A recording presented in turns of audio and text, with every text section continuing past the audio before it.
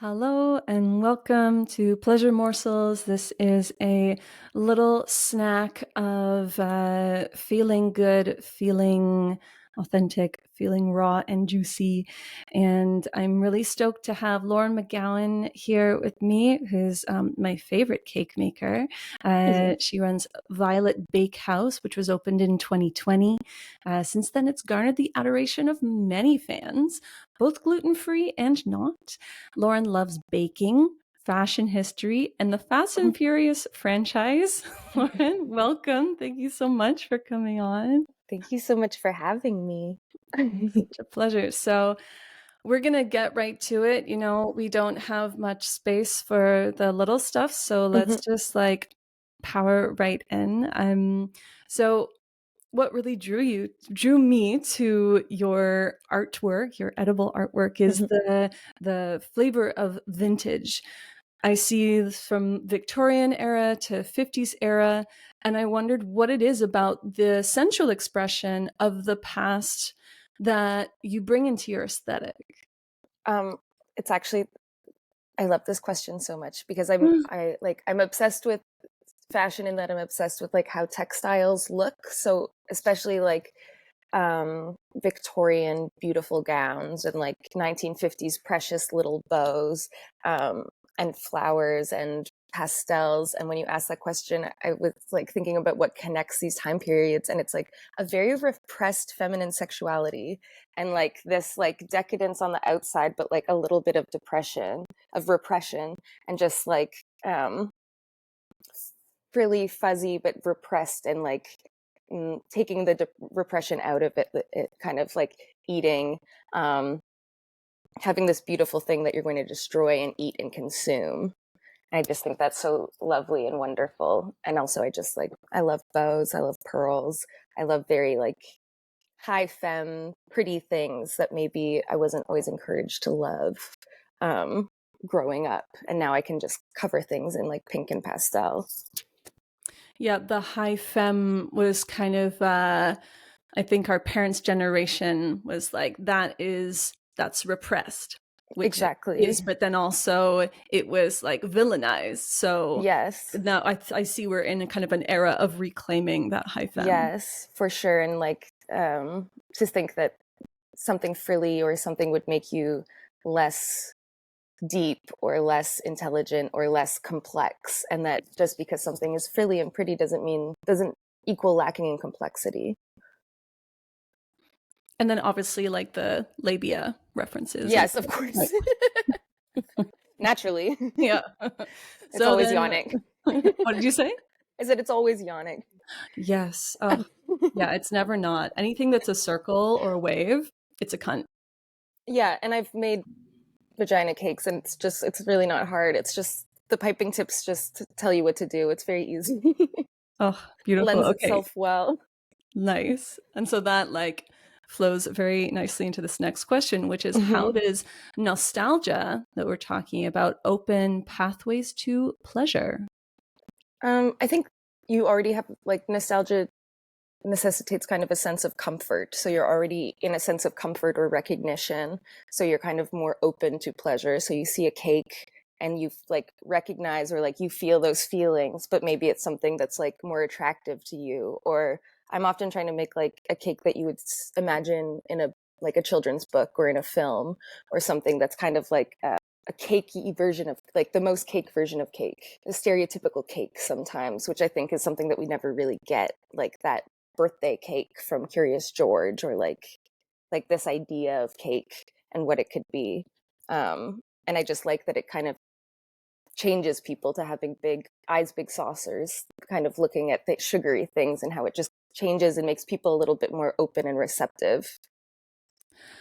That's so neat because now I'm thinking of the creations that I've seen you make that it's Mm-hmm. sort of like you said, the idea of a cake. It's like someone Mm-hmm. has drawn a picture of a cake, but it's here in 3D. Yeah. There's like a Yeah, whimsical but uncanny almost. It like sort of defies exactly. gravity It's sometimes. a bit off. And I think that's also reactionary to like when I was learning to bake and when I was like, training, it was very much the naked cake era where everything had to be like very gritty and like pure and you see everything inside of it, and like we might have some decorations, or the opposite, which is like a cupcake with a s'more on top of it and like a donut and like just in excess without stylization. And you're like, nope, I'm going to turn that Nope. upside down. Yeah. Okay, so let's get a little more Okay. into the like Mm-hmm. the sensuality and the erotic. So, in your experience, how does taste connect to erotic expression? Well, I think obviously it's like it's one of your senses, so it's something you're going to like inevitably. Taste is associated with pleasure, whether it's something that doesn't taste good or something that does taste good. And also like in terms of the sensuality, you're eating with your eyes, you can like smell things, so it's like very overall sensual experience, because it's difficult to not have at least like 3 or 4 of your senses involved when you're eating. And then you're consuming, like when I make something for someone, I'm making it with the intention for them to put it in their body, which is like an insane amount of trust between both of us, especially because I'm working with people with allergens. I have celiac disease, and that's why I make gluten-free food. And just like that trust that we have between each other, that I'm going to take care of you and that you're going to be safe and you'll be cared for and be able to like have pleasure. So it's like this like weird like a lot You're a of agree. top. You're a cake Yeah, top. I'm topping. I'm cake topping everyone. So, okay, what would be the Yeah. ideal place for us as consumers to enjoy your cake if it were in the like confines of reality do not exist? Confines of reality. I think we'll start in the confines, which is when I really like when people are like holding their cake in my hands and they're like, I'm going to have a bath with this and I'm going to eat this in the bath, or like, I'm going to eat Mm. this. This is for me this week. Or like me and my partner are going to go to the spa and then we're going to come home and we're going to eat this cake together. And just like the share, like the sensuality of having it in the bath or somewhere out of context. But like in the child in me says like upon a cloud Uh, is where uh-huh. you should be eating it, ideally. Like on the top of, but the cloud's Like made a of really icing. fluffy, Yeah. like a cumulus nimbus. I think that is the type of cloud I like. Hmm. The really Hmm. fluffy ones, a Care Bear cloud. Can there be Care Bears around? Yeah, absolutely. Okay, cool.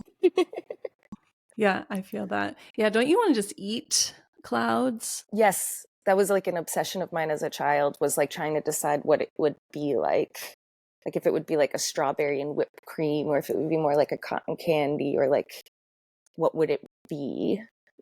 And then we kind of all meld into this cloudness. There's like consuming the sugar and then Yes, being floating and also sitting on this edible vehicle. fluffy. Yes. Mhm. There's like what's the word for when you're like, is it, it's not engorged, but it's when you're like consumed and it's sort of all around. Enveloped, Yes. like within it, like the that, or a like a Roman, when the rose petals fall on you nonstop for 6 hours, whatever that is. What is that? There's like a famous Roman feast where there's a rumor that people drowned from all the rose petals being sprinkled over them for hours. I think they're having an orgy or consuming. I don't know, but And they all died. well, or that's the rumor. Like all of these rich people, but I don't think anyone drowned. I'd be okay But with it's it. beautiful to think about. Yeah, yeah. Wow. No, I'm like, wouldn't it like get up your nose? Like, no, no, no. No, it would be perfect. Yes, it would be perfect. Not sticky at all. Not sticky. So we were talking a bit about the monstrous feminine before Yes. we got on the air. And you said you hadn't heard that term before. So what was it like to be researching that? Well, I researched it, and what initially came up for me was a lot of film studies definitions, which like Mhm. I've spent a lot of time on YouTube watching queer and feminist film studies videos. It's one of my side interests, which kind of comes through in my work. Right. So that was very interesting, and just thinking about the the threat of femininity and the monstrous forms that femininity can take. But it was all very specific to film. So I was wondering what your definition of the monstrous feminine would be. Usually definition means like say two lines that encapsulate everything about this, but it's yeah, not something I've really articulated in like a bite-sized form. Yeah. It's Or something I use in my own creative work as like it has a lot to do with unkemptness of mm-hmm, dirtiness mm-hmm. and teeth and claws and hair and like actual dirt and earth and Yes. being in ecstasy Mm-hmm. over the like the visceral, Mm-hmm. like what shouldn't be shown is on Yes. display. And Yes. the etymology of monster means to show. Okay. So it's monster is also the clown, the jester. I'm kind Mm-hmm. of like going a little spirally here, but the clown is the one who has permission to make fun of, to point out what people are Yes. trying to hide. And I think that in like toxic femininity or like Mm-hmm. patriarchal femininity, like you said, everything is laced up, it's hidden, it's like Tight, it's tight. clean, digestible. Right. Oh, interesting. Yeah, I love this. I think it's also, it makes me think of like the threat of beauty as well as like the opposite of like the feminine, like the blood and the tears and the sweat that come with femininity, as well as the other end, which is like the threat of beauty. And I have like a little anecdote. I had an email from like a PR person that asked me to if I would like participate in this got milk or like milk industry list. They didn't The really tell me what it mustache from was. the Or it was just 90s. like it was like a PR interview that had to kind of do with milk. But I thought that was hilarious because I do not work with milk at No. all because I'm Right. allergic. Like I can't digest it. I don't work with it. So I said, sure, of course, because to me that's hilarious Yeah, to be got milk? No, advertising my you don't. vegan business through the milk business. Yeah. And then when I finally found the article, it was like a man, a chef that was trying to become a celebrity chef. He had a donut company that was like in here in Montreal that was like making a lot of like pretty donuts, like regular maple. So they had this PR kind of article with him asking him to like look at different types of cakes and like or desserts and like Mhm. tell them what he thought of them as like this donut celebrity man. So there was like a couple of, but the ones that stood out were one was the is it cake trend Oh, where it yeah. was like you know it. Yeah, it's And so he where was you cut into like a shoe or a suitcase and and it's cake. yeah. And this man was like, this is brilliant. Like, look at the artistry. It's so amazing. And then he was asked, they showed him pictures of my cakes. And they were like, what do you think about this? And he was like, this is just frosting porn. It's just pretty. There's no substance to it. Like, it's all looks. And I was just like, thank you for this sound clip. I'm going to use this forever. And it was just That's like, why I've been so addicted. It's frosting porn. It's out of control. it's out of control. It's no substance. It's just frills and probably tastes bad. He was just like, it probably tastes terrible. So that was just like, oh, thank you. Like, this is what I've been trying to put to get into words for a long time. Just like that there's going to be this thing that like if you look at my work that it's going to be nothing or like certain feminine things that it's just like bimbo culture, like it's a bimbo cake. It's got, you know what I mean? Like, in which I'm like, thank you. That's exactly what I'm going for. It's not for you. I see that. Yeah, and it's also kind of a disguise. Yeah, It's and like, it's a yeah, you're right. disguise. No, there's nothing here. Yeah, there's nothing here It's for just you. air. It's just air and like it's I don't really advertise it. I'm like, of course, like I love to use seasonal ingredients and like I work with local farmers and I'm like trying to use different like non-wheat things and trying to like making sure that I'm sourcing cocoa at least decently. Um, but it's just the assumptions like based on that. And I often see that as like my monstrousness as well as like to make this pretty thing and then consume it and crush it. Like I've had cakes that go bad or I keep old layers of cakes in the fridge or redecorate them. I had a video where I smashed it and that was like the most hate I've ever had, from smashing, like tearing apart this cake, which would have been consumed, and like, which in the comments I wrote like, this, the frosting has gone bad, the cake has gone bad, like it's not like I don't really want to waste, regardless of like how much waste there is at your local grocery store or your local like Starbucks. At the end of the day, when they throw away the muffins, it's not that different. But just like the immediate like revulsion that people feel of like breaking the beautiful thing, it was very interesting. Whereas like, it's still going to happen, it's just how you go about it that is controversial. I'm hearing in this that the monster that these two groups of people see. So one is that it's to be ignored, to be Mm-hmm. humiliated and isolated. Hello, kitten. Meow meow. She's got a lot to say. She's almost 21. She's seen some stuff. Yeah, that's right. She's like, I have an She sees opinion. other dimensions. I'm sure of it. But then this other group is, probably following you already. And then I have thoughts about this, that like maybe you are the kind of easiest person to clap back against. Mm-hmm. Like, okay, I see you doing this thing that I think is wrong in the broad scope. And so Mm-hmm. you're the one I'm going to attack. Mm-hmm. And I think it's just like, I mean, it's also just an immediate reaction where people are like, no, that's wasteful. No, you can't, like, that when we see it so immediately, that's wasteful. But when things are hidden away, it's a lot less, like, you can just ignore it a lot more easily.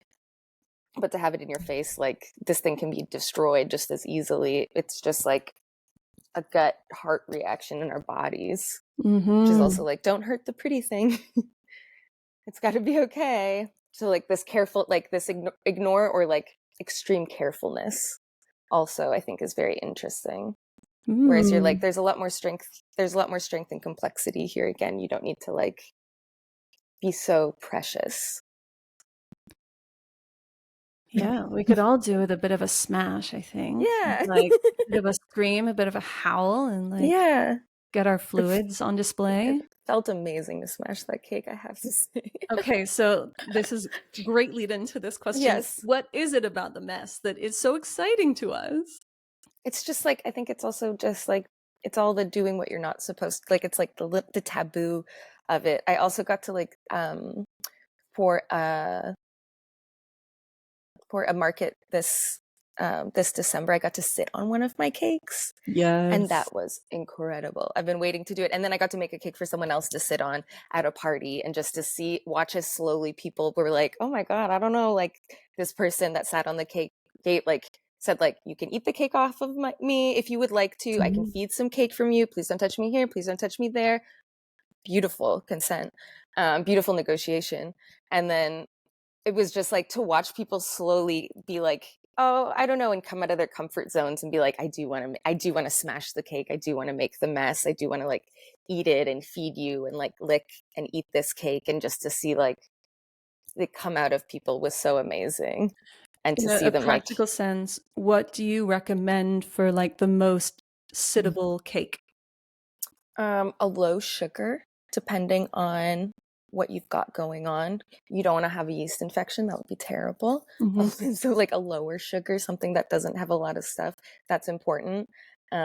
Like not an American icing or like a grocery store cake. You'd want to wear some protection. That's my number one thought. Great. And then a garbage bag under whatever you're sitting on the floor. But I think vanilla, a strawberry, something with funfetti, or like sprinkles. Sprinkles are pretty.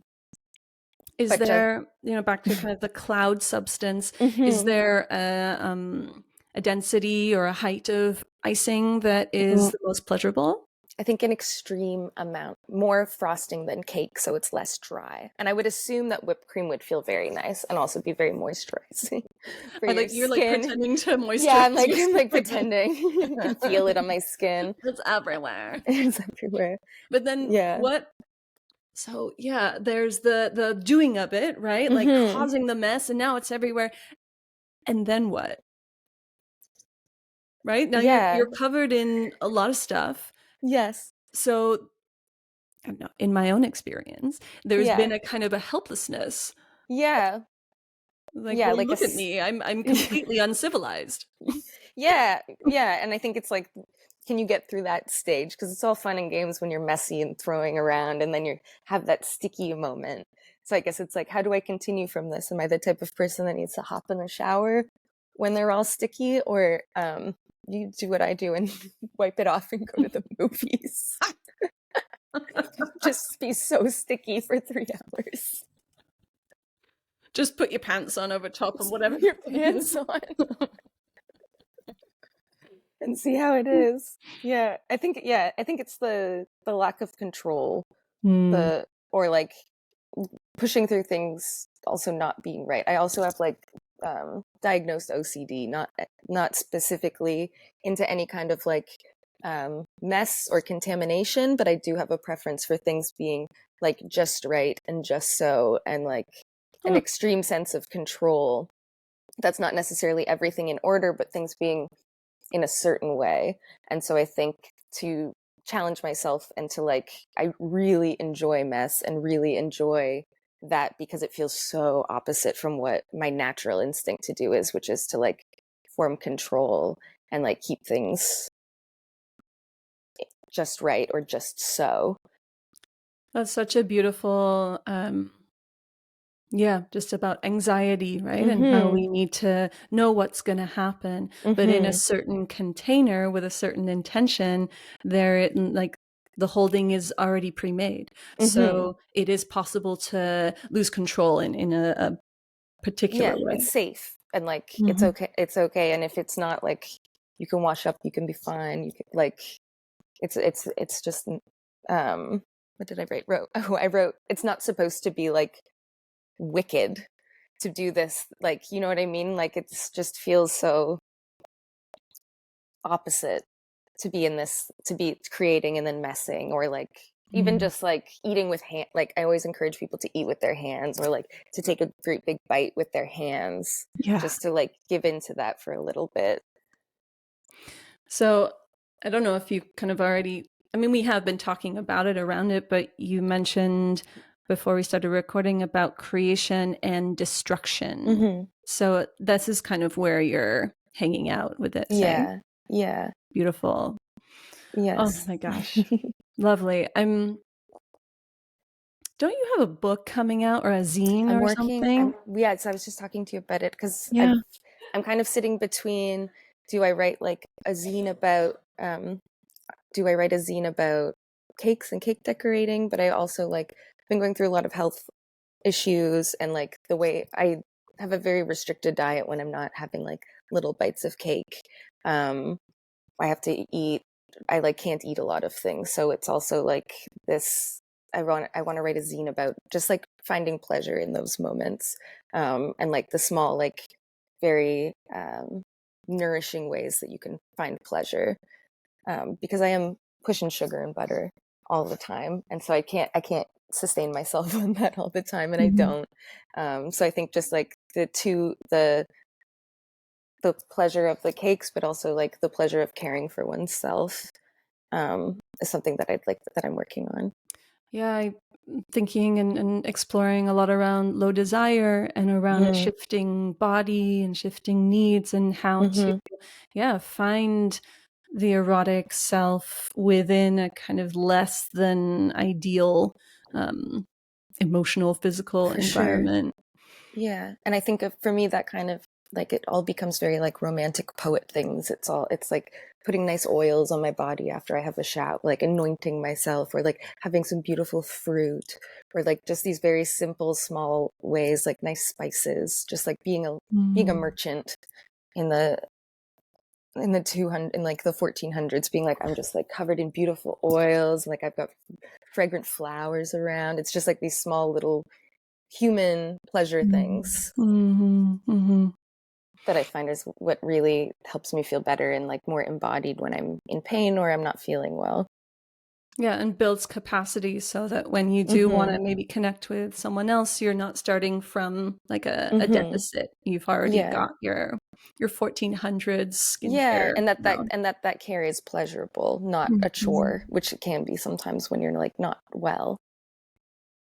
Just to put little small little bits in there, to not be like, oh, I have to shower. Oh, like I don't know if like, am I gonna shower? Like we spoke about spoons, like, do I have the energy for this or that today? And like those, making those decisions and trying to insert small pleasure that doesn't take away energy, but can add to it. Medicine. Mm-hmm. Thank you.